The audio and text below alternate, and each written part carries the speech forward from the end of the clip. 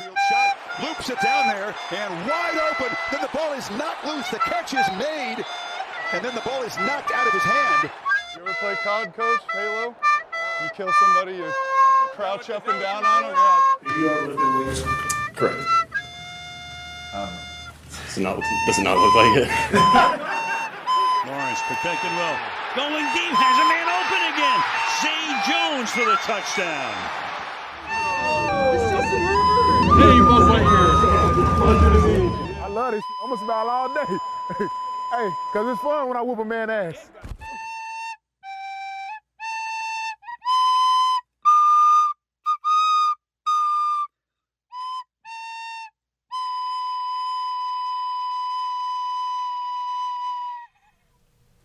Hello, everyone, and welcome back to the Bolts podcast. My name is Nick Cates, and my pronouns are he and him.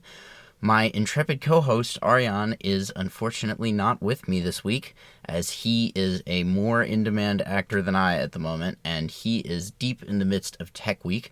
But no matter, I am joined by a very, very special guest and guest co-host. Would you like to introduce yourself, my beautiful guest co-host?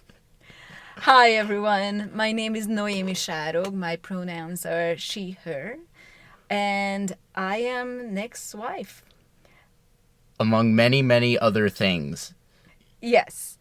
Before we start, I'd like to recognize the Tongva people as the original inhabitants of this area where we record.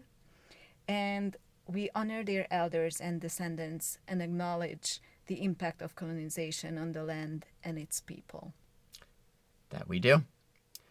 So, Noe, my beautiful wife, what brings you specifically here today that we're going to get to a little bit later in this podcast? Yes. So I came here because I'm going to be the voice of crystals today. As we know, crystals come from the earth, from the ground, from Mama Gaia, where we live, and they have special properties, and I came here to talk about them. Yes, and much, much needed is it this week, as we had a very, very difficult loss to the Chiefs. I think that Jim and the boys, they've been trying everything. They've been trying everything under the sun. And I think it's time that we give our Chargers a little bit of crystal assistance. So look forward to that a little later on. But first, we have to get into a very tough Sunday night for me. You were off working, but well, it's better to be around the crystals than yes, it's true. A lot. Maybe I should have. I was telling you one of my chief regrets directly after this game was that I didn't bring the crystals with me to the couch for this game, because looking at the way it went, I think that the boys really could have used them. Yeah, we had them in the house, but I forgot. I was this is on me, guys. Everybody can blame this week's loss on me. Yours truly. Your favorite podcast host with the most.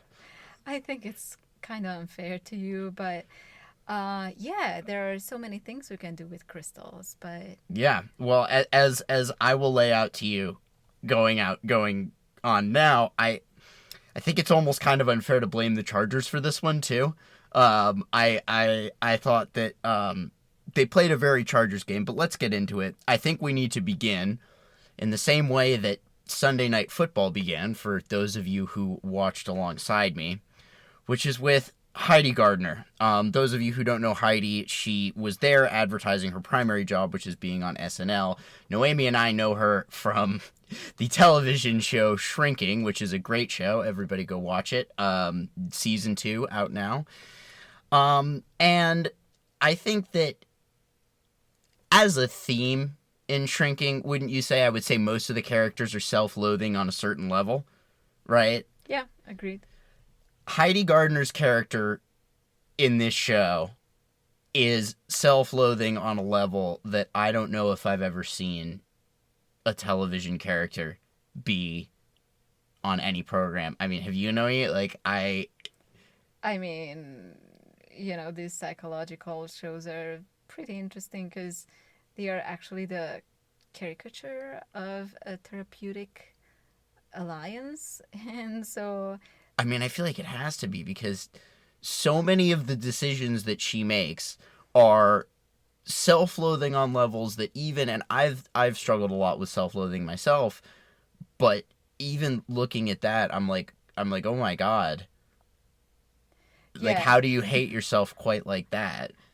Yeah, I mean, without any spoilers, so her character goes through some stuff. Yeah, and relationship difficulties, and doesn't exactly stand by herself, I would say. And she doesn't really learn from it. Or, I mean, I suppose at the end, like, somehow, yeah, sure. Well, we're only halfway through season 2, but... I mean, the end of what we've seen. Yeah. Yeah. Anyway, the reason I bring this up is that Heidi Gardner opened Sunday Night Football for us this week with a very self-reinforcing, because burying the lead a little bit here, Heidi is a Chiefs fan.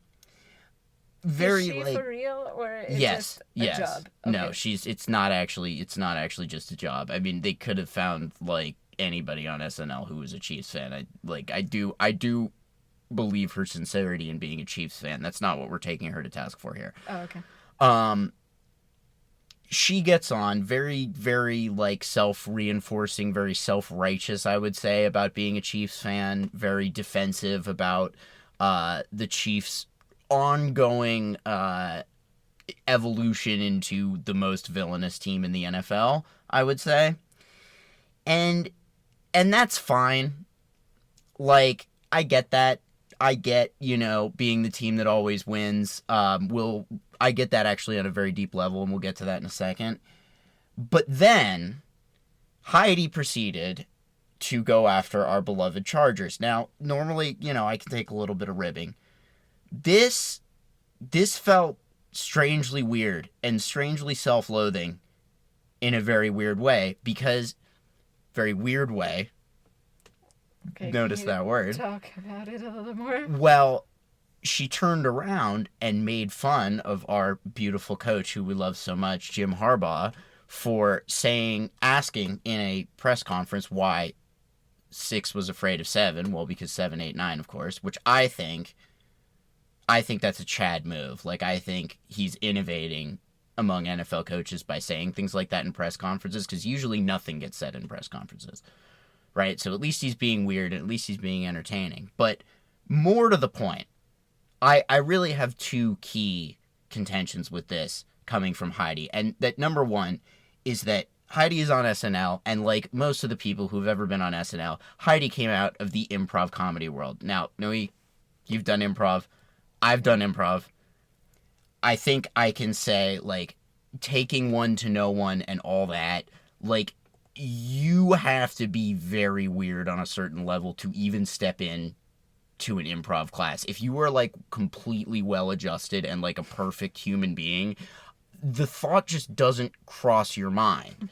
So if you're somebody who came through improv comedy and you're pointing at my boy Jimbo for being weird, you hate yourself on a certain level, okay? That's number 1. Number 2, I refuse to hear that my coach is weird and says weird things from any Chiefs fan when Andy fucking Reid is on my TV every other commercial break saying the word and yes, for our beloved listeners, we don't actually want you to hear that word. It's going to be bleeped in post-production, but it's a disgusting word, and I've been complaining to you about it for months. It's certainly weird, but not in, like, the funny, entertaining Jimbo weird. It's in the, like, make me want to cringe, like, soul exit my body kind of weird. And it's particularly tough to take that, like, that was the line of attack. And so what I just want to say is, like, Heidi, please, please, please check your self-loathing before it gets out of control. Please. By the way, I looked at the comments on this on the SNL Reddit page and on something else, and literally everybody hated it, and nobody had, like, powder blue. It wasn't, like, powder blue profile pictures. It wasn't Chargers fans bombing this shit. We don't care. But just random internet people were like, this fucking sucked. And I'm like... Because it was obnoxious. Yeah, like, why do you insist on bringing hate upon yourself like this, Heidi? Please. If you have an answer, which maybe you're listening, probably not, but if you do, please email us at boltscricketpodcast@gmail.com. Anyway, to the game. So, first drive, Chiefs drive down and kick a field goal. Fine. Chargers drive to the Chiefs' 39-yard line, and Jimbo punts the ball on 4th down.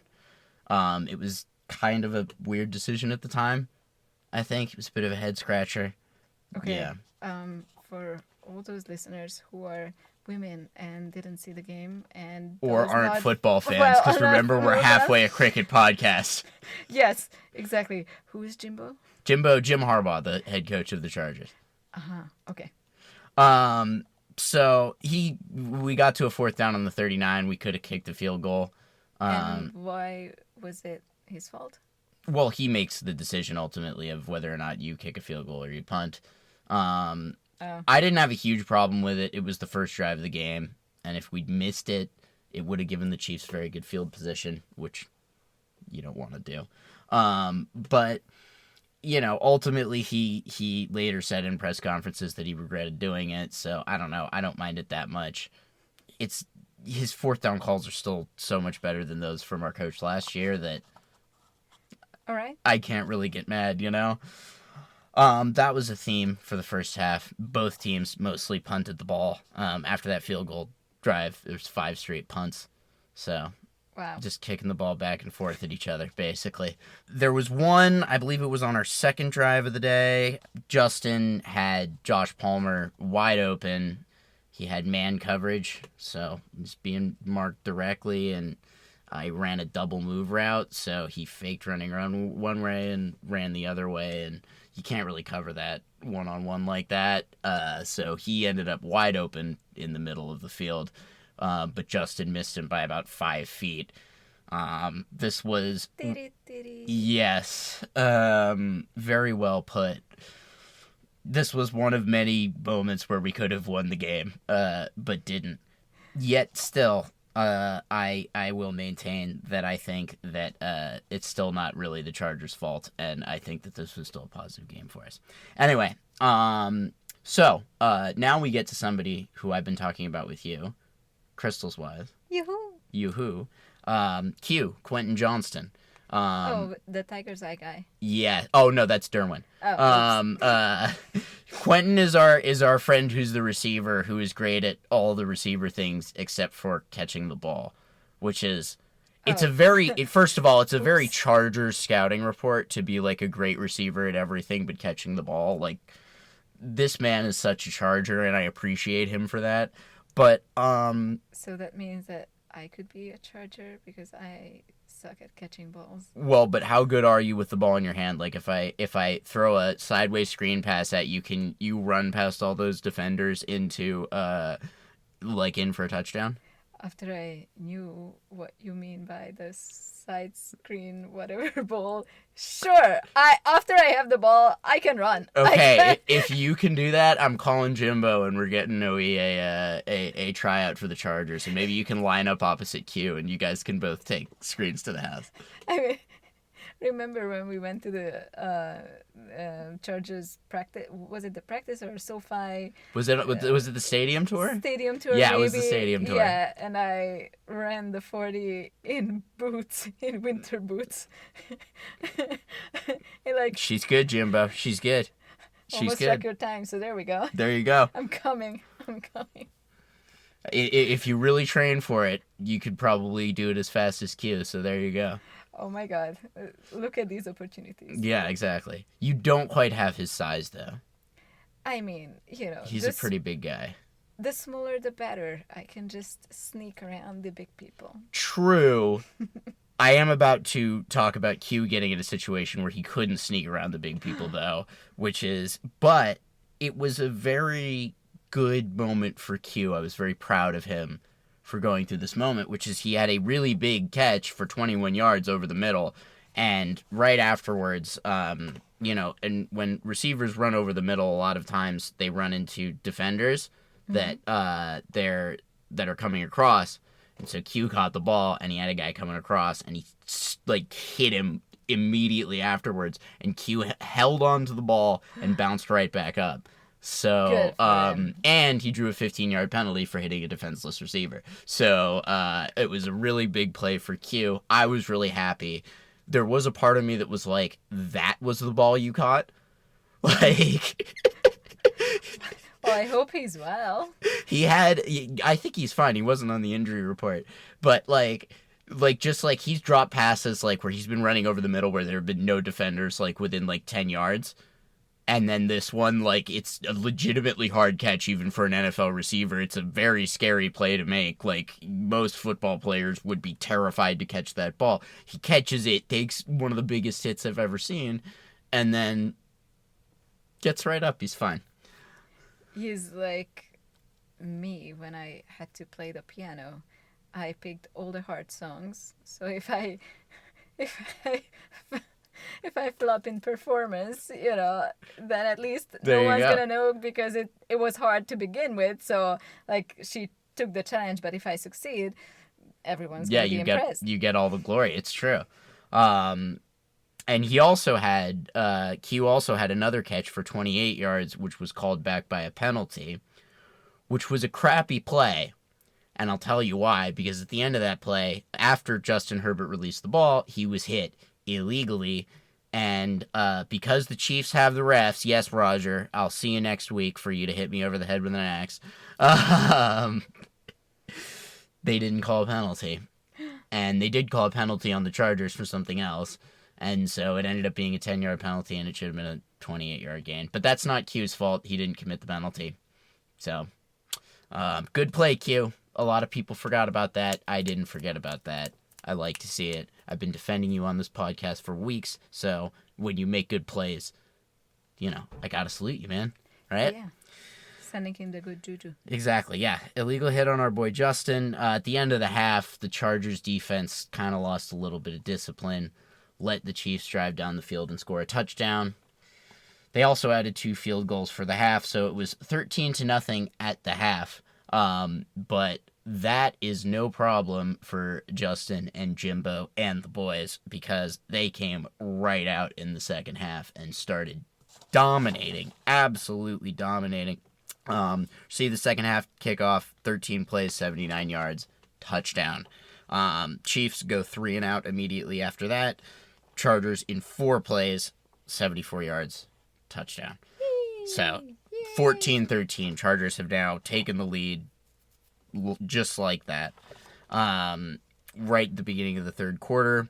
Chiefs drive down the field, kick a field goal, take the lead back. Chargers kick a field goal, take a lead back after that. Everybody, the only punt this quarter was that one Chiefs 3 and out in the third. And then Andy Reid, with 4.5 minutes left in the game, completely game managed the game away from us. He managed to have the Chiefs through 3 Chargers timeouts, keep the ball for 4 minutes and 35 seconds, long enough to set up a game-winning field goal attempt. Now, at this point, it is Chargers 17, Chiefs 16. If this field goal is missed, the Chargers win the game, right? There's Andy Reid left 1 second on the clock. He could have left more time on the clock. So if he missed it, he could try and get the ball back and get a field goal again. He didn't do that. He left 1 second on the clock. This was all or nothing. So, Chiefs are on their 3rd replacement kicker. Their primary kicker, the fascist Harrison Butker, is injured. Their secondary kicker, Spencer Schrader, also got injured. And now they're on their 3rd kicker, Matthew Wright. And when you're on your 3rd kicker, that's a little bit of a, he hit all of his field goals before this, but you're still a little bit worried, right? This is not somebody who is regularly kicking in NFL games. Matthew Wright kicks a ball, starts winding towards the left upright, hits it. Oftentimes when a ball doinks off the upright, it goes straight back out. No good. This one doinked off the side and went through, and the Chiefs won the game. And because it really is true that if that ball goes 1 inch to the left, the Chargers win this game, I can't really be mad at any of the other mistakes that we made. You know, ultimately, the Chiefs very nearly beat themselves. We did everything in our power to beat them, especially in the second half. And I can't really be mad. That's nice of you. Yeah, I don't know. I think it's a waste of energy. One thing that I wanted to ask you about this is, like, I feel like doinks are very spiritual. When you doink the ball off the upright on a field goal, it's very spiritual. Like, there was a moment for the Chicago Bears a number of years ago when they were threatening to become a playoff contender. And they made the playoffs, and they had a playoff game that they were about to win, but their field goal kicker doinked it off of both uprights, and it went out. And I feel like that has a very clear spiritual meaning, which is you don't belong here. And that did prove to come true for the Chicago Bears. Because they did not prove to be a good team through the next few years, and, you know, obviously had the number 1 pick last year, although that wasn't because of their own record. It was because they traded for it. But I feel like a doink in on a game-winning field goal like that, that's been so scrupulously game managed by, you know, already a somewhat demonic presence like Andy Reid, I feel like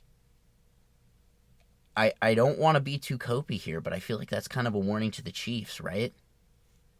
You're that close. And maybe a message to the Chargers, too, that we're that close, you know? Well, yeah. I mean, if you look at it this way, they are dancing on the edge of a knife. I mean, you know, it can go either way at any moment. The question is, who'll have the endurance to actually be there for the long game, and the long haul. I'm glad you mentioned this concept of endurance, because it feels like for the last few games the Chiefs have had, first of all, this game ended 19-17. Their previous win over the Raiders the week before was also 19-17, and they won that game because the Raiders forgot how to execute a snap, the most basic and fundamental play in all of football. Oops. Yeah, it was pretty embarrassing. But, and they missed like 2 field goals. It was rough. But it feels like the Chiefs are kind of running on fumes here, you know?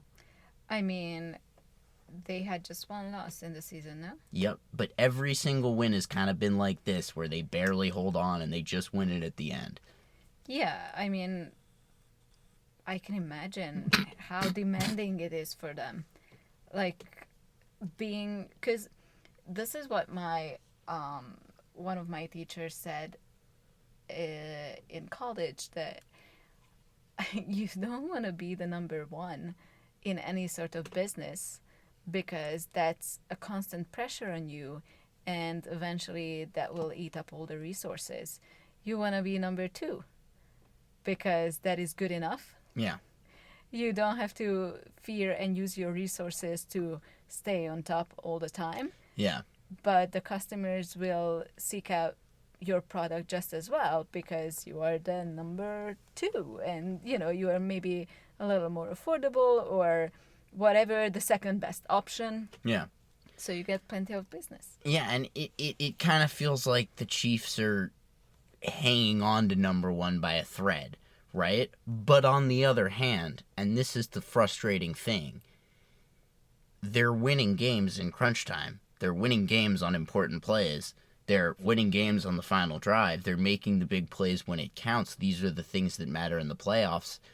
There is a world in which they just, like, keep farting their way to a Super Bowl, basically. I mean, that can happen, but I don't know if... I mean, you definitely heard of human design, but if the listeners don't, that's an amazing system, so look it up. So as a projector, according to human design, you know, I can run on fumes for a while, but it will backfire eventually. So, and also, you know, I'm the kind of person who gets her acts together when it counts. Yeah. At the very end, but then you can do 1 Hail Mary, maybe 2, maybe 3, but the 4th one, you're just gonna That's the thing. They've been doing 5 or 6, and it keeps going. Well, yeah, I mean, I wonder how much they can endure. Yeah. And we'll see this week. They have the Cleveland Browns this week, which is an interesting matchup. That's a matchup that the Chargers won fairly convincingly, but the Chiefs have been, as we kind of hinted at earlier, playing down to their competition. They almost lost to the Raiders. They almost lost to Carolina the week before that. These are 2 losing teams. Cleveland, they have a very losing record, but they beat the Steelers at home, and the Steelers are a very good team.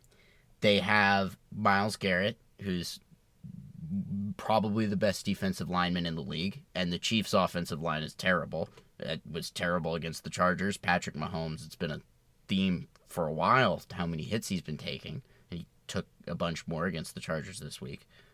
Joey, Khalil, and Tooley, all 3 of our wonderful edge rushers, each had at least half a sack. Joey had a sack. And Derwin, our Tiger's Eye man, our the king of our defense, also had a big sack. And we love to see that. So they'll have to deal with Myles Garrett. Myles Garrett, against the Chargers' superior offensive line, sacked Justin Herbert on 3 consecutive plays. This man is insane, and I think he's probably going to feast on some backup tackles. Yeah, so then my question is, I mean, congrats to the Chiefs because they found some sort of extra energy reserve in them, or they have a very good coaching system to... They do have a very good coaching system to... That was how they won this game, ultimately, was by holding the ball for the last 4.5 minutes of the game. So what can we learn from them? And, what is the... How would I put it? Like, with all due respect, acknowledge that they are great, but they're not invincible. Yes, and I think that, Jim's going to have that type of takeaway from a game like this and go back and get on the film. And, this is the hope, is that the Chiefs have, after Cleveland, a slate of really tough games. And if Cleveland can do some damage to them, if we can get some tape of the Chiefs not playing well, that's what really leads to balances of power being shifted in the NFL as teams getting figured out. And the Chiefs feel like they're right there. They're right about to get figured out. But is it going to happen this year? Are they going to be able to win a Super Bowl before it happens again? These are the big questions. The one wild card this week is that the Browns quarterback, Jameis Winston, is the most entertaining man in football. What does he do? He's always been a very quirky guy. I, admittedly, in my youth, didn't like Jameis as much because I wasn't as open-minded and I hadn't embraced my own weirdness. But this man is weird in some of the best ways that I've ever seen in the NFL. If I could describe his quarterbacking style, it's kind of like the way I play quarterback in football video games, which is I don't really I live mostly in reality, but not totally, and I'd make a lot of very risky throws and make a lot of very hasty decisions sometimes. And Jameis is the same way. He has a super strong arm. He's super athletic, super talented, but he's so excited to score touchdowns that he also throws a ton of interceptions. So he's so much fun. I mean, I suppose it's a game. Yes. Yeah, and he really plays it like a game, and that's why he's so lovable. And as he's evolved as an NFL quarterback, the other week he threw a couple of interceptions that were returned for a touchdown, and he literally on the podium he asked God to deliver him from pick sixes, and I cracked up at that. I'm like, I love that, Jameis. I love that so much. So he's going to play this week, right? He's going to be playing the Chiefs. So Godspeed to you, Jameis. I hope you can take him down, man. If Jameis beats the Chiefs, it's the funniest. That would be the funniest team to figure out the Chiefs. Would be Cleveland. Who beat the Chiefs before? The Buffalo Bills, who are the second best team. Yes, they're a very good team. They beat the Chiefs by 2 scores, and they beat the Chiefs at home. The Chiefs had to travel. So. And one other thing about this past game is that the Chargers' number one receiver, Ladd McConkey, was not wearing pads. So the Chiefs had to beat the Chargers on a last-second doink that barely went in without the Chargers having their number one receiver. So that is also an encouraging fact. Obviously, having Ladd back will only help things. He gets open all the time. So quick stats rundown. Justin was 21 for 30. Pretty good. 213. Basically his game average and a touchdown to Q. Yeah. Gus Bus only 3.6 yards per carry for the game, but he ran really well in the second half. And I was talking to my therapist about this today, who used to play football, and he was saying that with running backs like Gus, he might not gain a ton of yards in the first half a lot of the time because, like, the defense is pretty fresh and they're ready to tackle him. But when you get into the third and fourth quarter, you're facing a guy that's like 6 foot plus and like really super muscular like Gus. You don't want to be bringing that dude down when you've been, running around for 3 quarters. You don't want to touch that guy. So I'm hoping the Chargers can keep using that to our advantage, especially in second halves. I wonder if you're a defenseman, and you have to like tackle someone, can you decide not to do it? I mean, are you gonna get retaliated? I mean, you'd have to do a pretty good acting job. Like if you have a good shot at it, like if you only have a tangential shot, like if you're chasing after the guy, you can make a big theatrical dive and just miss him, and then and sometimes actually, like if you make enough contact with him, you'll end up tripping him up anyway. So you'll get the tackle. So that's a pretty good option if you want to do that. But other than that, no, you kind of just have to go for it. Go for the legs. Even if you're done. Yeah. And you're like, well, I mean, most of these guys that are in the NFL are huge, so they have at least a fighting chance of tackling just about anybody. But yeah, but I suppose if the other person is twice the size of yours, I don't know. Well, anyway. The receivers. Josh Palmer had 6 catches for 78 yards. Would have had well over 100 if Justin would have hit him on that one other play. But otherwise, really great game for Josh. Still not having Josh problems for the second straight week. We love it. Nice. We had Q, 5 catches, 48 yards, touchdown. Would have had 28 more yards without a penalty and dumb illegal hit. So, great game for Q. Took a massive hit. Bounced right up. We love to see it. Stone Smart. Stone Smart. He is one of our tight ends, but hasn't really featured very prominently for us most of this year. Until Sunday. 3 catches, 54 yards. Played a great game. Yeah, he's cool. Like Marcus Smart, but he has a bonus T. I love his name. Never seen anybody with 2 T's like that, but we love you, Stone Smart. I'll see if you can catch 6 catches for 108 yards next game. That'll be great. There we go. Alrighty. I think we got the Chargers and the Chiefs pretty well summed up. Take a quick break, and we will come back and discuss the upcoming matchup this Sunday at home against the Tampa Bay Bucs.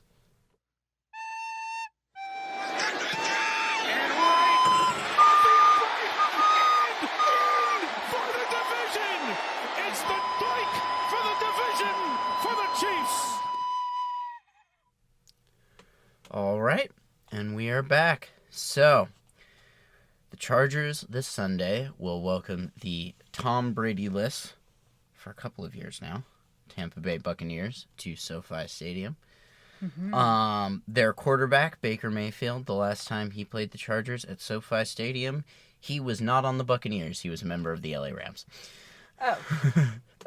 And I was there. I was there with our friend Noah. Shout out Noah. The Bucs this year have been really, really all over the map in terms of the wins that they've had. They're 7-6. They beat the Philadelphia Eagles, who are one of the best teams in the NFL alongside the Chiefs. Maybe the second best team after the Chiefs, at least. Well, in terms of record, they might be better than the Chiefs in terms of actually playing, but that's another story. But they've really struggled against their fellow opponents in the NFC South, which is a bummer because the NFC South is the weakest division, one of the weakest divisions, certainly in the NFL. So these should be, as the top team in the division, these should be winnable games for them. I believe they lost both games against the Falcons, who we beat.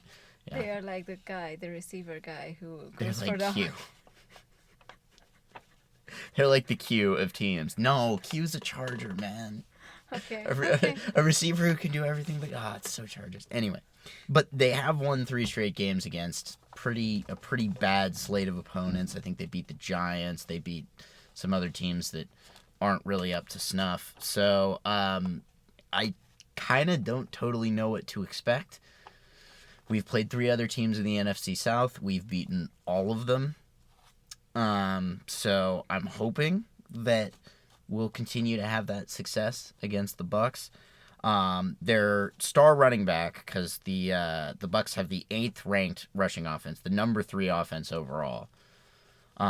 Their star running back, Bucky Irving, is questionable.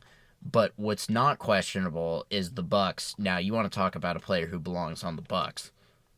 Bucky Irving. I mean... No man is no man. Yeah, like, I'm...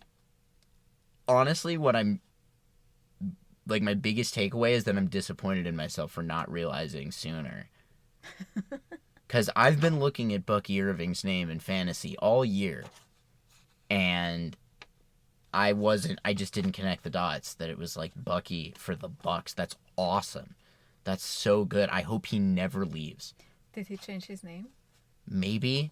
I hope maybe not. Honestly, it doesn't even matter. He goes by Bucky and he plays for the Bucs. I wouldn't have it any other way, personally. Well, yeah, 3rd best offense in the league, 5th worst defense. So, now the Chargers have the 8th best pass defense and tied for the 14th best run defense, and we have the number 1 scoring defense. So we allow the least number of points, which is good against a really, really high-powered offense like the Bucs. Just the 11th overall defense overall in terms of yards, though. I'm a little bit worried because we've struggled for points a little bit in the past few games. Obviously, we do have the number 1 scoring defense, but these guys can put up some points. They have a dynamic offense. They score a lot of points, and they're the 5th ranked scoring offense. So I hope that we can keep up with them.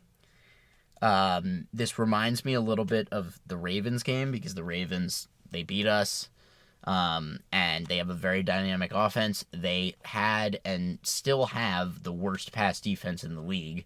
We did not do enough to exploit that. We did a really good job of exploiting that on the first drive of the game, and then we didn't do anything about it afterwards, which was frustrating. So we definitely need to exploit their 25th ranked pass defense.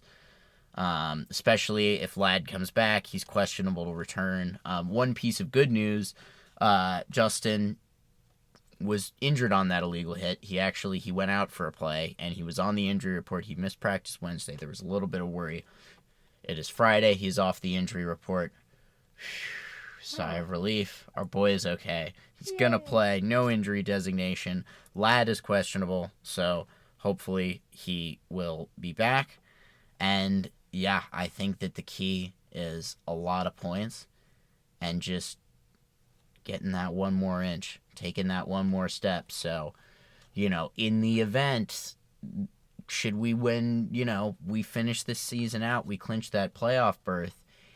If we were to make that next little step and win our first round playoff game, we most likely would be going back to Kansas City. So it's really important that we take these last 4 games to really, really take that next little step so we can be better than them. And with that in mind, it's time to talk crystals. Let's do it. Let's do it. So, with the theme of taking that one little step, that one little extra inch that separates a doink field goal good and doink field goal no good. What crystals are we taking a look at this week? Yeah, so as I understand it correctly, this week we want to get more points than them, like overperform them basically, and in overcome one last little hump. Okay, so to get to the next level where we need to be. Okay, so let's take it back. So basically, because their offense is really good and probably they're gonna score a lot of points, we wanna earn even more points. Definitely. Yes, but not by trying to defend to score less, but by scoring more points. Yeah. Right? We want to empower our offense. Our defense is going to show up for us no matter what. Okay. We just want to encourage them to keep going and keep being themselves. What is holding them back? I don't know. I don't know if anything is holding them back. Maybe they don't truly know their own power. Maybe. I mean, that is pretty common in general. Yeah. Maybe they're just discovering their own power. How can we use these beautiful crystals to help them discover their power? Yeah, absolutely. So even for those who believe in crystals and those who aren't, crystals are a wonderful creature or structure of Mother Earth. They have a very particular structure that's called habit, and that's why they are shaped in these beautiful ways. And so because of their habit, they can receive energy and then emit it in a constant, basically always like pulsating way, I suppose. So they are always radiating this kind of energy. So that's why we can use them to, for example, put it in watches to keep the time and all that. And so we can also use them to put our intentions in them, so they emit that throughout the day or week or month or whatever you want. And they also absorb energy. So if there is some negativity going on or, self-sabotage or something like that, they also will gather that and keep it in themselves. Now, that's why you want to cleanse energetically your crystals on a regular basis, because you don't want them to start emitting that negative energy and spread it around your house or in your life in general. So, with that in mind, what I was hearing is that the Chargers would just need a little bit of push, just a little extra. Yeah, and a little bit of extra confidence. I think this is really the through line, because when we first started talking about this, I was talking to you about Q, how he needs a little bit more confidence in his hands, how he needs to feel a little bit more security. He's starting to feel that, but I feel like what he needs is just he's already headed in the right direction. Yeah. We saw in this game with the plays that he made that he's headed in the right direction, right? The defense they're still hungry, right? They were hitting Patrick all night. So we just got to keep pushing them in the right direction. They seem to keep taking little steps there every game. We want to keep giving them energy and really encourage those little steps. Mhm. Yeah. So there are a few crystals that can help with this, and keep it in mind that crystals are very personal, so every individual on the team can have their own crystal or crystal mix that works for them. But in general, I would say there is this beautiful stone that's a mixture of two stones that's called ruby kyanite, that I think would be a beautiful mix for the Chargers. You've been talking to me a lot about this one, and I think at the end of the podcast we're gonna order some. We'll see. It may not be here in time for the Bucs game. We're recording on a Friday. Ordering stuff at 10:56 p.m. Pacific on a Friday is really well known to get there before Sunday. Most people know that this will usually get your package there before Sunday. LOL. Yeah, well, Here's the But thing. hopefully we'll have it in time for the Broncos game, and I think, the weird stuff happens with the Broncos sometimes. So having that strength for the Broncos game, I think that'll be good. Yeah. But talk to me about Ruby and Kynite. Talk to me about what its properties are and why they're gonna be helping out our boys so much. Yeah. So ruby is a wonderful stone. It's not only a gemstone, but lower grade ruby can be found everywhere, or in your local crystal shop, let's just say. And so ruby has this powerful ability to give you strength, endurance, to give that little extra to push through those moments when you Get need off that. the field on third down against Patrick on that last drive, so they can't game manage the game away from you. Exactly, and it's also fearless. Yeah. It's a really fierce stone, and you can picture in front of your mind's eye these beautiful bright red colored stone. I mean, she's unapologetic. Yes. Like, you can miss ruby. Yeah. And so I think just in the vein of what we were talking about with Heidi Gardner earlier, I think one way that we can really hit back against those types of haters is to be very unapologetic and be very fierce in our weirdness. Yeah, and if you think about it, I mean, this just came to me right now, but ruby is red, and it's bright red, or like, the color ruby. But the Chiefs has this red uniform and red theme to their appearance, and also Heidi's commercial was full of this kind of red ruby-ish color, which is also the color of our blood.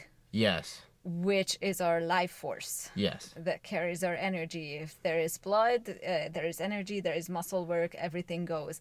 If there is no blood, our bodies struggle. So it's a really interesting, and also I feel like I'm catching a little bit of a vibe here, which is we actually I know we're not recording this on video, but we do have a little piece of kyanite here, and it is a very striking powder blue, much like the Chargers' beautiful powder blue uniforms. And so ruby and kyanite is a little bit of red in the powder blue kyanite. And so what I'm thinking about this is it's kind of like we're stealing a little bit of the Chiefs' mojo and packing it in with us so we can fire it back at them. Yes, or you just want to be careful with firing back stuff. Maybe not firing back, but like we use that to strengthen ourselves. Exactly. And so, it's not cheating to harness the power of a color, like the Chiefs are using it for their advantage. And if you think about it, red has been used for many, many centuries, or I think since human beings use colors. Yeah, and to varying degrees of success as well. Yeah, but red is always a very regal, a very powerful. Again, you can't miss red. I mean, it's for a reason that all the stop signs and everything is red. It doesn't look as cool as powder blue, but that's another conversation. Well, yeah, and then let's take a look at powder blue. So kyanite. We actually have a piece right here. I'm going to pick some up. I'm going to feel its energy. Exactly. So powder blue, even if you look at it, it's not that harsh. It's very soft. I see like little pieces almost breaking off in my hand, and I'm not handling it very... Exactly. So kyanite on the Mohs scale is a really soft stone and porous. That's why you usually get bigger pieces or real teeny tiny ones. Yeah. But so it's more on the frequency of higher self, spiritual power, seeing what's gonna happen, being okay with who you are, but connecting to your higher self in order to better yourself. Yeah. And so I think that's why Ruby Kyanite is a beautiful combination for the Chargers. Yeah. Because Ruby gives them the fierceness to go ahead, to be grounded and to use their physical power. Yeah. While Kyanite teaches them the lesson and how to be themselves and how And to be spiritual and weird and wonderful. And why was 6 afraid of 7? Yeah, yeah, exactly. And harness their use their inner power, their inner authority to be authentic to themselves. Awesome. This sounds perfect. We're gonna order some right as soon as we get done recording this podcast. And I just wanted to add to your audience that anyone who supports the Chargers, if they have a piece of ruby at home or a piece of kyanite or maybe grandma's jewelry ruby, box. jewelry, We don't endorse theft here on the Bolts podcast. But no, what you inherited. If you're holding ruby in your hands, we're not gonna ask how you got it. So the idea is the more people are sending these vibes through their bodies, through the crystals, to the Chargers, it can help them. And if you're listening to this podcast many years later and you need to send the Chargers some power, all of these crystals are still valid. Exactly. I mean, crystals have been here before us, so they are here to stay. Yes, they are. I wanted to ask because we have the beautiful kyanite, but we also have some other beautiful crystals right here, and I wanted to ask you about some of these and see how some of these beautiful crystals might be able to help our boys in powder blue. Yeah, exactly. So what I experienced is remember when we were in Arizona at the Cardinals game? So, a little bit of interjection. Noémi is a veteran of many, many hours of Chargers football. She is the first innocent Hungarian I forced to watch hours and hours of Chargers football. And so. Now it's metastasized and spread to other members of her family as well. But anyway, we had an amazing time in Arizona. Yes, we did. So Noémi attended the Chargers 17-15 Monday Night Football defeat, which we talked about. Ariana and I talked about it on the first podcast and a little bit on the last episode together in Arizona. So, like, you have skin in this game too, you know. You were there with me. You're a veteran of this. You're not just I didn't just bring my wife on this podcast because my friend was doing Tech Week and didn't have time to record. He has real credit as a Chargers fan. There we go. There is pure intention behind this timing. And one day when we create a Grateful Dead-like culture among Chargers fans who tell each other all the Chargers shows that they've been to, you can be like, oh yeah, I've been to Monday Night Football in Glendale. I've been to Chargers against the Patriots at SoFi. You went to Chargers and the Vikings at SoFi, I believe, as well. Yes, there we go. So you know, that's already 3 shows. You got some serious cred. Beautiful. Am I allowed to wear a Chargers uniform? Maybe, yeah. I'll get you one. Or I'm still at the t-shirt phase. Well, we'll see. Well, if we could get like a Chargers Shakedown Street, we could have some really sick Chargers bootleg t-shirts. Yeah, I mean, I was just wondering, how many Chargers games do you have to attend to have the right to wear the uniform? As many as it takes for you to pull out your wallet and buy a jersey. Yeah. I mean, if you don't spend it on parking at SoFi, then that's maybe... true. Well, yeah, if you have $120 American dollars, you have 2 choices when it comes to the Chargers. You can either go to Pro Image Sports at the Camarillo Outlet Mall and buy a Chargers jersey for $120 and then come to the game and park for free and wear your jersey, or you can come to the game and not park for free and park in the stadium parking lot for $120 and have no jersey. And also have a traffic jam on the way out. The first one, please. Exactly. So anyway, Going back to the crystals. Yes, we have these beautiful crystals. Yeah, so what we got here is an obsidian. Yes, let me take this one. I wanna feel some energy real fast. Yeah, so I really like obsidian. It's a dark stone. It's black. It's actually a volcanic glass, and Mexico has a lot.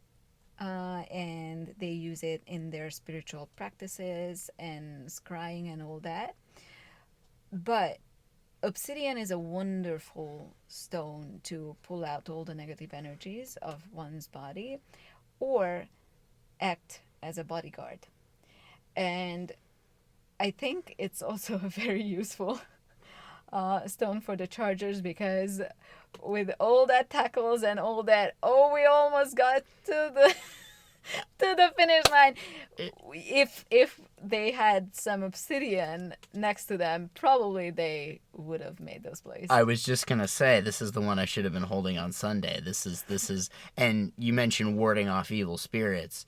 Another entity that red represents oftentimes is Satan, and the Chiefs at times play football like they've made a deal with Satan to become a good football team. So I definitely think that obsidian is going to be important for Chargers games. I might honestly hold on to it if I'm watching a Chiefs game. You know, for Jameis, maybe we can send some energy to protect Jameis and maybe deliver him from pick sixes. In Christian parlance, at least. I mean, that's the good thing about the universe will intentions. deliver him from pick sixes. Yeah, you can. So here's the thing: if a person doesn't want your help, Maybe Jameis doesn't need my help. Well, here's the thing: if they doesn't want your help, they won't get it. But usually, if you have good intentions and you concentrate on them and sending the good vibes to that person, you think of that person and you are just sending through the ether to them.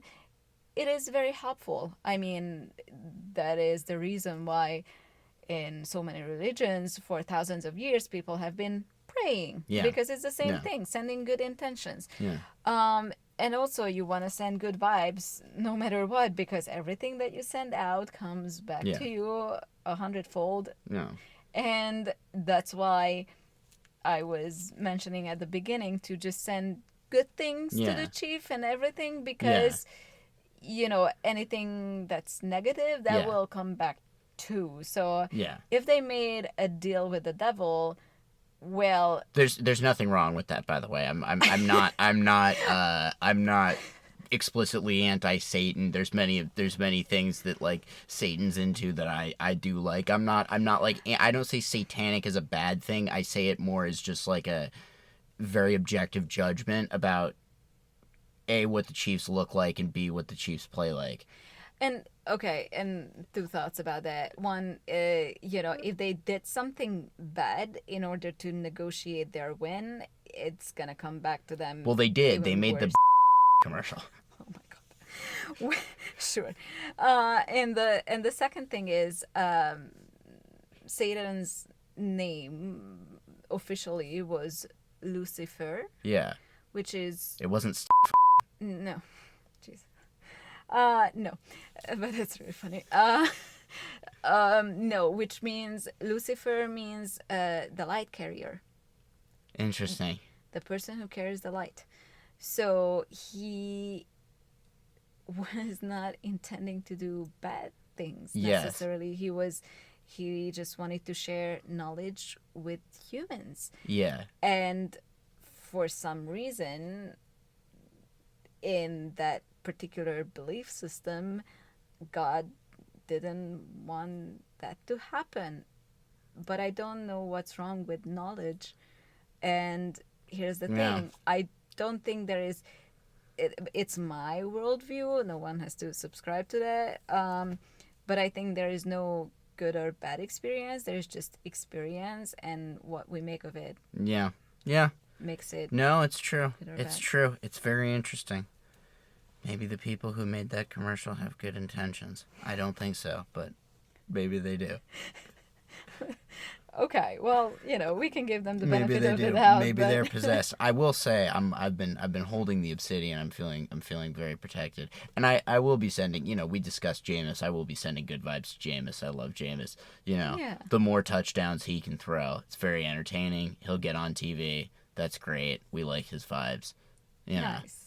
He seems pretty cool. If you are Jameis Winston and you are listening to this podcast, please email us at bullscricketpodcast@gmail.com. Oh, his name is Winston? That's his last name is Winston. Oh, that's cute though. Yeah. Jameis Winston. Yes. We have a dog. Our dog's name is Winston. Yes. and we love him. So him. yeah. Every time we hear Winston, we think of Winston. Alrighty. What else do we got here? So we have a beautiful bowl of selenite here. Oh man, let me take a look at this. This is really amazing. I will say I've been enjoying having this around our house ever since we purchased it. Yeah. So selenite is one of the highest vibrational stones. Selenite, we usually use it to cleanse other stones energetically because it doesn't have to be cleaned. It is cleaning itself, and it has a very nice gentle energy, yet still powerful. And it feels as if this beautiful, I would say, angelic light would surround you, like this motherly love of you're held, you're safe, you're supported. And I think I'm holding this for like 20 seconds and I feel so chill. You want to hold it forever, and I usually wear it as a pendant. Yeah.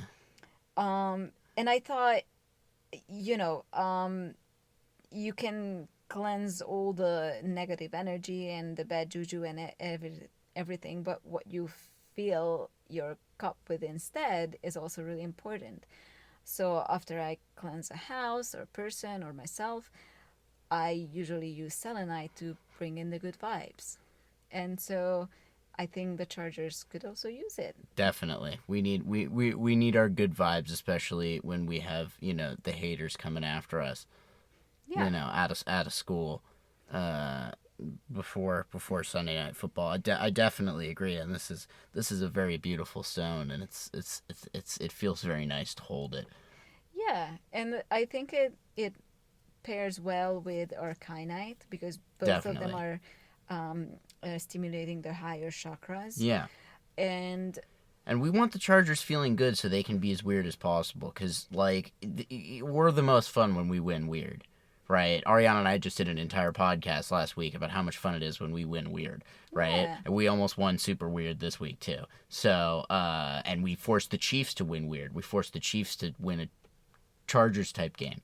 Yeah. And that feels good, and I that's why it all feels like progress. And I want to keep those good vibes, really flowing through the team. I can tell you that this is keeping those good vibes flowing through me right now. I feel very nice. Yeah. So I love selenite, and I highly recommend it to everyone who wants to harness its energies. And then I have one more stone here, which is citrine. And citrine is a very interesting stone. It occurs in many, many places in its natural form in Northern America. And it sometimes coexists with other stones, for example, with amethyst or with smoky quartz. Their habits are pretty similar.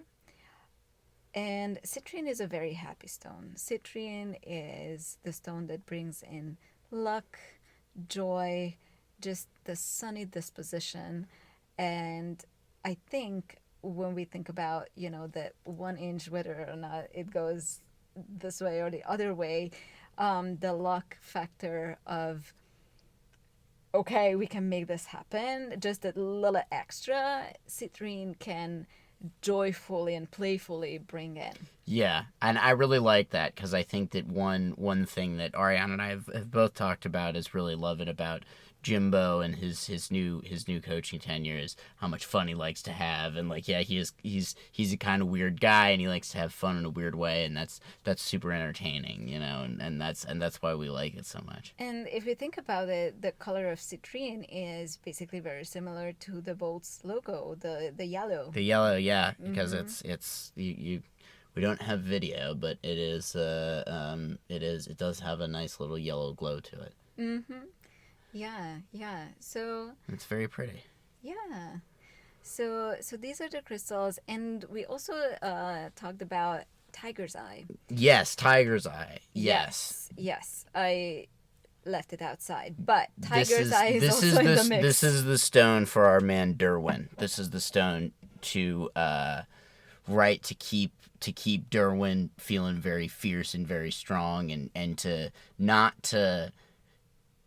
really reinforce what the extra energy that he's been bringing this season.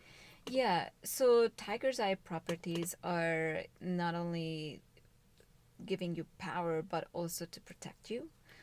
And so it's it's the birthstone of Tauruses. So they are very grounded to the earth, and they are very stubborn, and they just go after their head, and they are like a bull, Derwin does kind of play football like a raging bull sometimes. He certainly, when he sacked Patrick Mahomes last week, he came right in there and knocked them over. Exactly, and so that's what tiger's eye brings in and represents. And so, I don't know the Chargers personally. I would love to. But if they need that kind of yang energy of like oomph and strength and all that, tiger's eye is a good choice. That's perfect. That'll keep Derwin going. I love it. One more I want to ask you about. This is a little bit of a curveball. We didn't talk about this before, but I realized this while we were talking about this. I was calling Heidi Gardner out for self-loathing earlier. I feel kind of mean calling someone out for self-loathing, not giving them any tips to love themselves better. So, can you help me out here? Are there any crystals on if Heidi ever listens to this? Are there any crystals that will help her love herself better and be less frustrating on shrinking and stop recording new money Chiefs Sunday Night Football openers?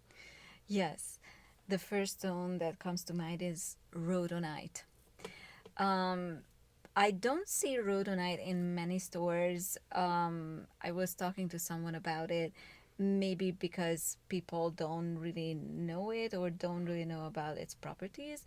But rhodonite is the stone of self-love and compassion towards others. And I think they come hand in hand. If someone realizes how to love themselves, then they'll be compassionate about other people. And also rhodonite is the stone of self-realization, in the sense that, what is my path? How can I serve the collective? How can I be of service? And how can I use my talents to fulfill my duty here in this lifetime? How can I find my power and stand up to my boyfriend who abuses me? Exactly. No spoiler for shrinking. No spoilers for shrinking. Yeah. But yeah, so I think that would be a very powerful stone for her, if I can recommend something. And it's also a beautiful one. It's pink with black. Does it help you embrace the weird a little bit? Mm-hmm. Yeah, embrace your weird, Heidi. Come on, like improv comedy. It's such a beautiful thing. Like so many losers don't do improv comedy because they'll think it'll make them look weird, and you get into it. And anyway, get some rhodonite. Feel better. Yeah, absolutely. And there is one more thing I wanted to mention regarding the Chargers, and maybe Heidi can use it too. I don't know. But it's very important when we start working with crystals to cleanse them energetically, but also, if we want the best effect, then to cleanse the space where we use them. And so I wonder what would happen if we could go into the Chargers locker room, for example, and cleanse it energetically. I mean, there are many ways. We could get a SoFi tour. And just do some ritual over there. I mean, I don't think we could burn anything, but Yeah, I mean, there are sage sprays or smudge sprays. But yeah, I mean, if we could just bring some crystals, well, I would buy Tiger's Eye and leave it in Derwin's locker. 100%, 200% would do that. I mean, that would be just nice. However, for myself, I love cleanse houses in a way that my body is involved, because I think the personal resonance is very important. So if you can't burn something, for example, you can do sage or incense or anything like that, then you might want to sound. You might want to sing and, use an instrument or whatnot. Yeah. And maybe use some herbs to put it in the doors or in the corners. It sounds like we need to book a SoFi Stadium tour And just bring everything. and cleanse very the locker surreptitiously bring equipment to cleanse the Chargers locker room. Yeah, and then also I would put some crystals once we cleanse them. Some black tourmaline, maybe to detoxify the whole area, and then keep the obsidian there to ward all the bad energies out, and then bring some selenite and citrine to bring the good energy in.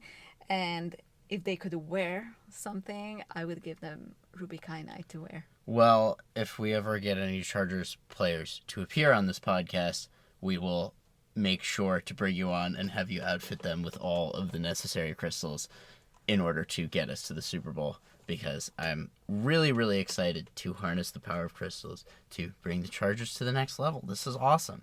I would be honored and humbled if or when Chargers player are going to appear on this podcast to help them get to their best and cleanse their house, their locker room, their practice facility, and to help them do their best on their games. I'm looking forward to it. It's going to be a lot of fun. It's going to be awesome. So, if people are listening to this podcast and they're like, hell yeah, I want to harness the power of crystals, not just for the Chargers, but for my own life, at least around here in Los Angeles, where are some good places to go and check out crystals, be with crystals, see crystals? Yeah.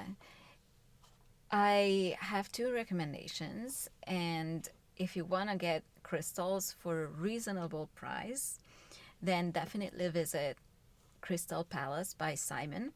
They have 2 locations. One is at Sherman Oaks at the Westfield Mall, and the other one is at Valencia at the Westfield Mall as well. None outside Westfields.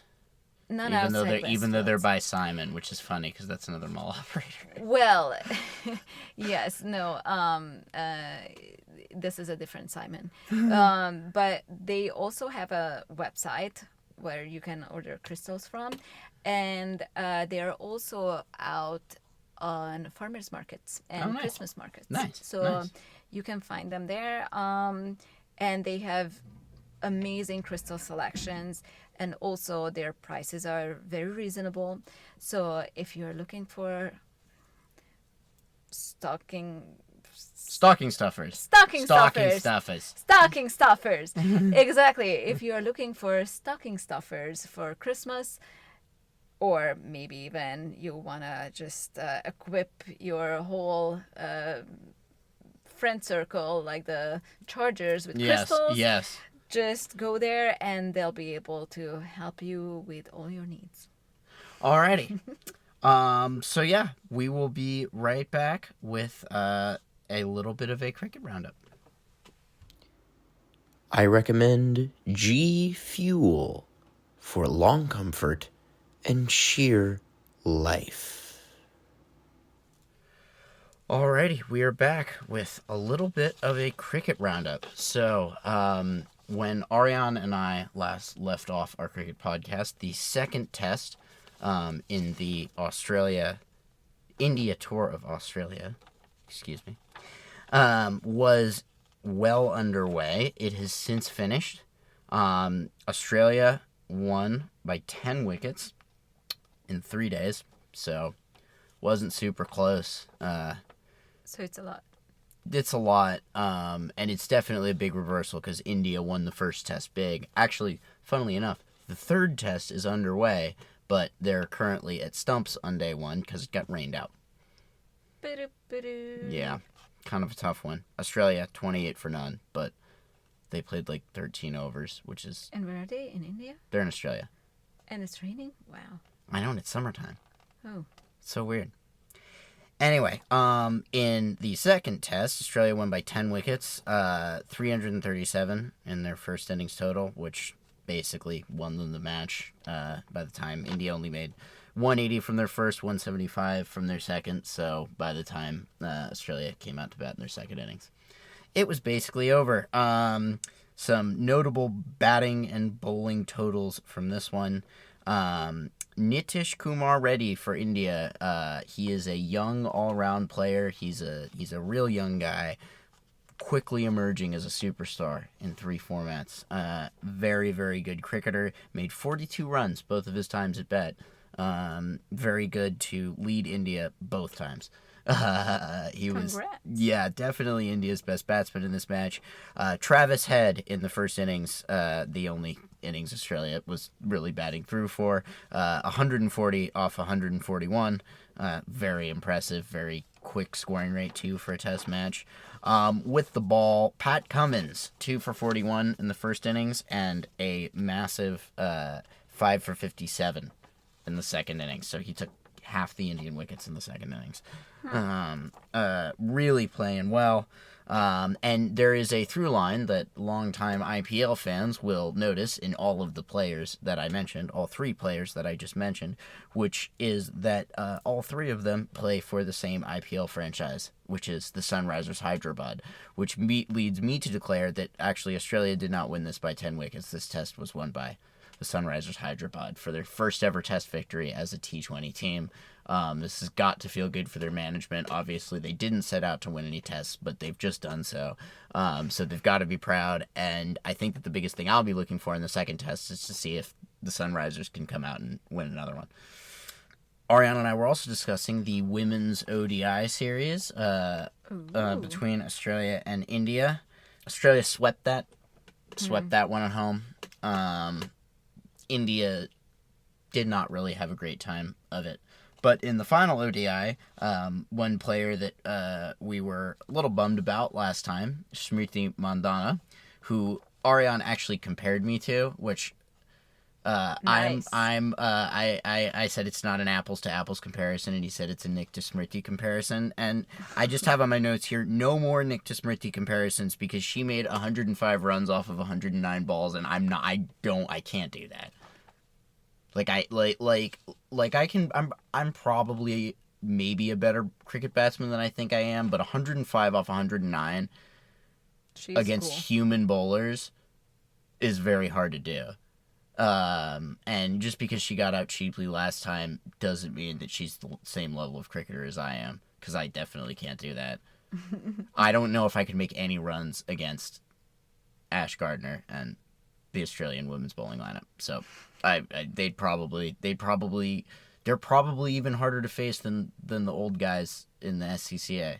So, because for one thing, they're a lot younger and more athletic. So, Yeah, I mean, I don't think that we necessarily have to differentiate between genders and all that. And I think... I don't think it mattered. They're all way better than me. Well, yeah, I mean, what I'm saying is that, they are better on their own rights, and I think it's very nice that women finally playing, and they get some traction and advertisement and all that, and they're just as good. We're covering them. Exactly, and they are just as good as anyone else. Yeah, it's exciting. And just like the men, home field advantage matters more than anything else. And because the series was in Australia, the Australians kicked ass. Nice. So, some things never change. Moving on, actual Pakistan loses, not the... so, in the previous podcast, we were discussing Pakistan sending their B team to Zimbabwe to, I believe, also get beat. Pakistan's kind of down bad right now. They've lost that to South Africa twice, which is not great in South Africa, with, like, actual Pakistan and the players that actually play for Pakistan. Like, I looked at their lineup and I'm like, that's Pakistan, not, I know one of these people. Yeah.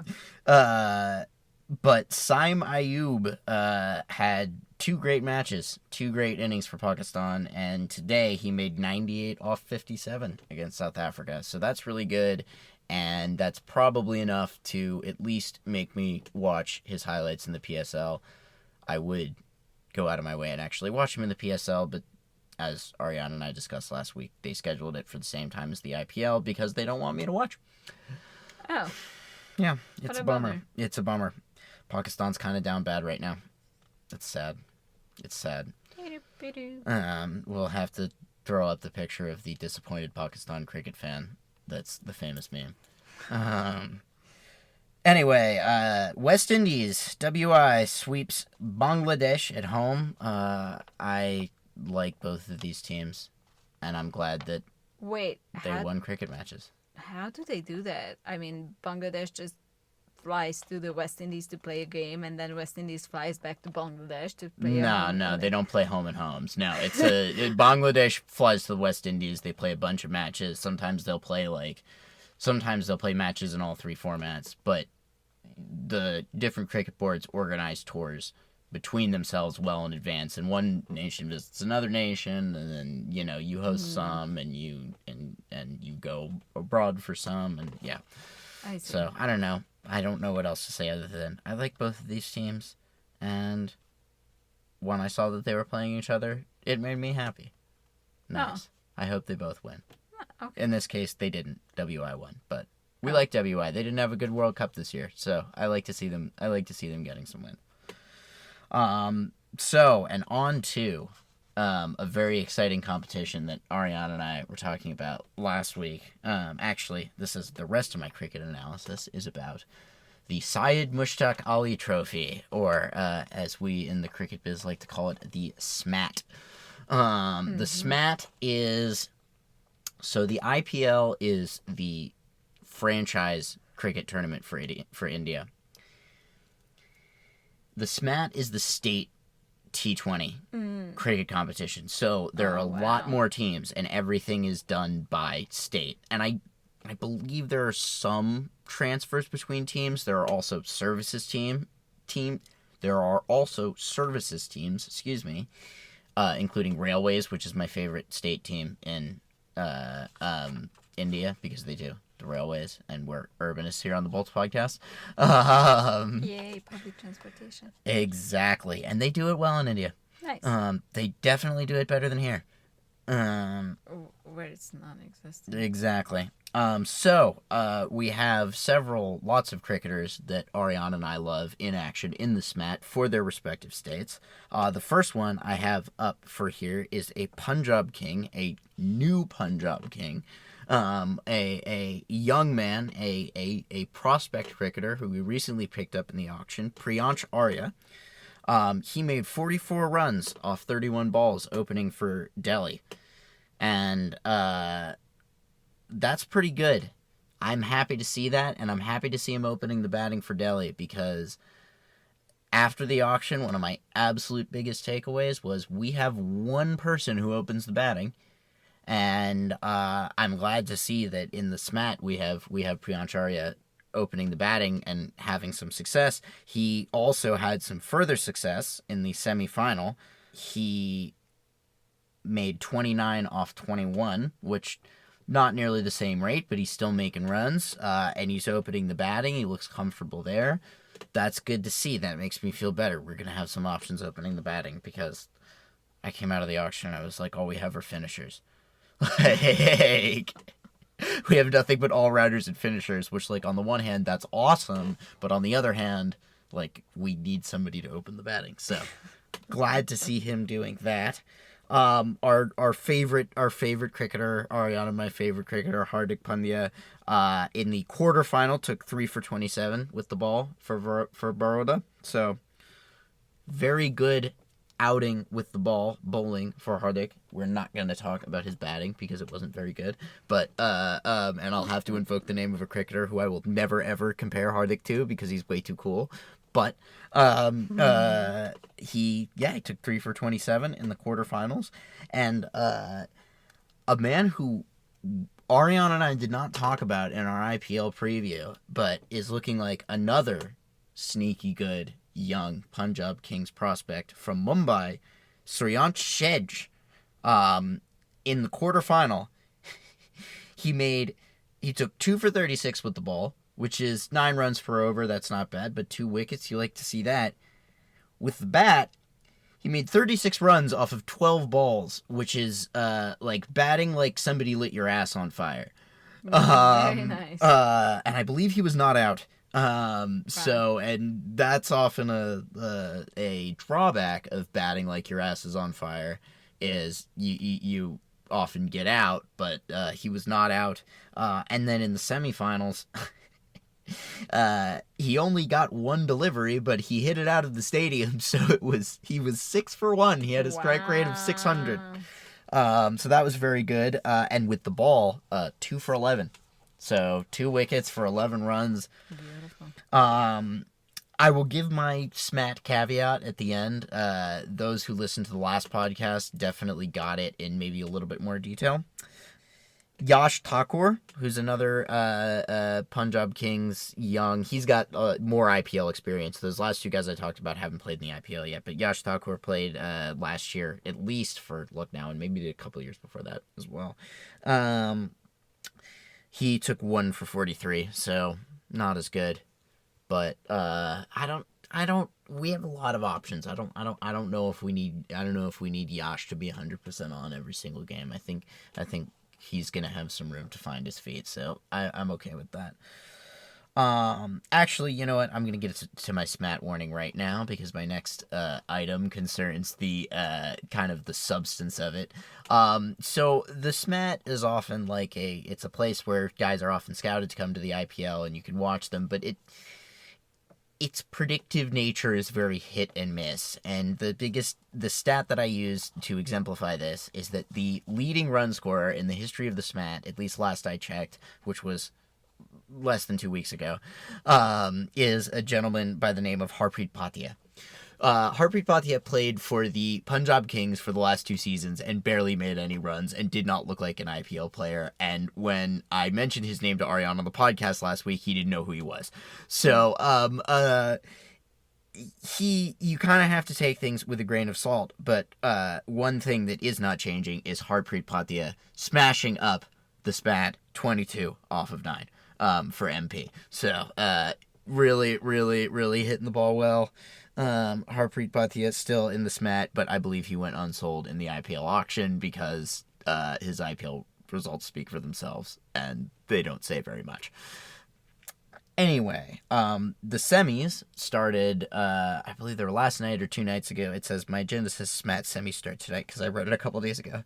Mumbai won over Baroda and MP beat Delhi. So we already went over Suryansh, but Shreyas, 46 off 30, the presumptive captain of the Punjab Kings. Good results for Mumbai. And Ajinkya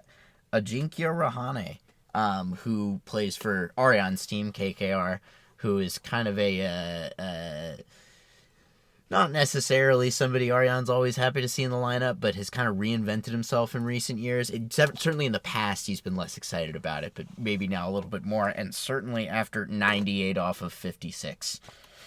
Very, very good innings from Ajinkya Rahane. Good for him to reinvent himself. And Arian's absolute favorite player ever, Venkatesh Iyer, 2 for 12 with the ball. So Venky's taking wickets. He should be happy to see that. Arya, as I mentioned, 29 off 21, and Harpreet Bhatia still making runs for MP, 46 off 38. And the final between MP and Mumbai will be on Sunday, so Ariana and I will cover that next week when we recap the Bucs game. Alrighty, I think that is all for the cricket. Noe, thank you so much for being here and for guest hosting this podcast with me on such short notice. I appreciate you so much. Oh, it was my pleasure, and thanks to your listeners. I hope, it was informative for everyone, and I hope that I'll be back. I hope so too. Maybe you'll be back next week, and I kind of hope you are, because we have a really big episode next week. Ooh, can't wait. Yeah, we have a really big episode, and I'll tell you why. Shohei Ohtani will be joining us to finally explain, once and for all, why the hell he ever signed in Anaheim. Anyways, for Aryan Ori, Noémi Sárog, Suryansh Shedge, and everyone else associated with the NFL's 407 7th team, well... I've got so much to say and so little time to say it.